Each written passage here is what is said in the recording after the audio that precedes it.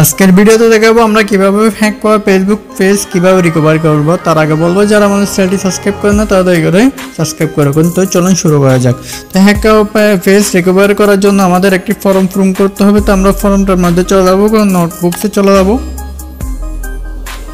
নোটবুকসে আসার পর এখানে একটা এডিশনাল ইনফো লাগবে, এটা আমি আমার টেলিগ্রাম গ্রুপে দিয়ে রাখবো, এখান থেকে আপনারা নিয়ে নেবেন।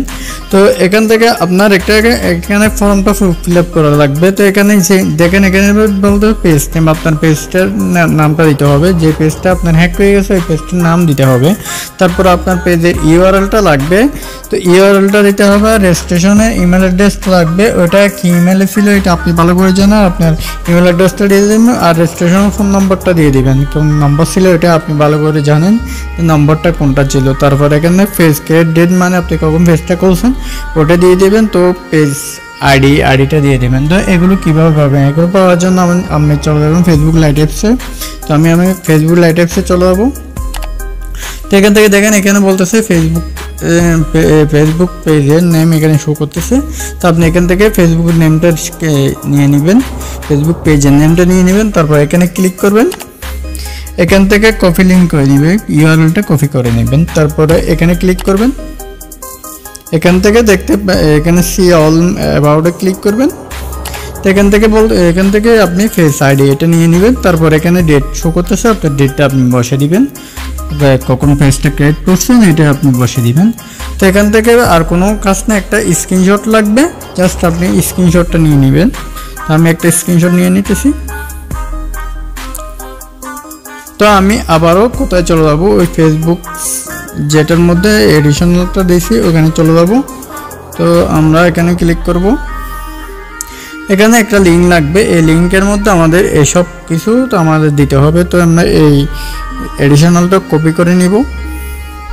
কপি করার পর আমরা এই লিঙ্কের উপর ক্লিক করব। এই লিঙ্কের উপর ক্লিক করার আগে আপনার যে অ্যাডমিন আইডিটা ছিল, যে ফেসবুকটা ছিল, ওই ফেসবুক আইডিটা আপনি ক্রোম ব্রাউজারের মধ্যে লগ ইন করে নেবেন। তারপরে লিঙ্কটার মধ্যে ক্লিক করবেন, না হয় লিঙ্কটা কপি করে নিয়ে গিয়ে ক্রোম ব্রাউজারের মধ্যে ওপেন করবেন। তো আমি এখানে ওপেন করতেছি।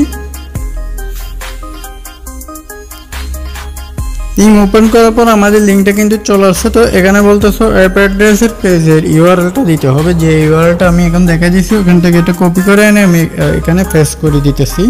তো আমি এটা কপি করে রাখছি, এখন পেস্ট করে দিলাম।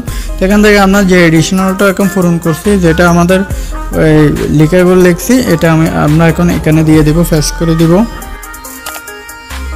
তো আমরা এটা পেস্ট করে দিলাম। পেস্ট করে দেওয়ার পর এখানে বলতেছে সর্স ফাইলের মধ্যে আপনি যে স্ক্রিনশটটা নিয়েছেন, আমি যে স্ক্রিনশটটা নিয়েছি ওইটা এখানে বসাই দিব, এখানে ক্লিক করব।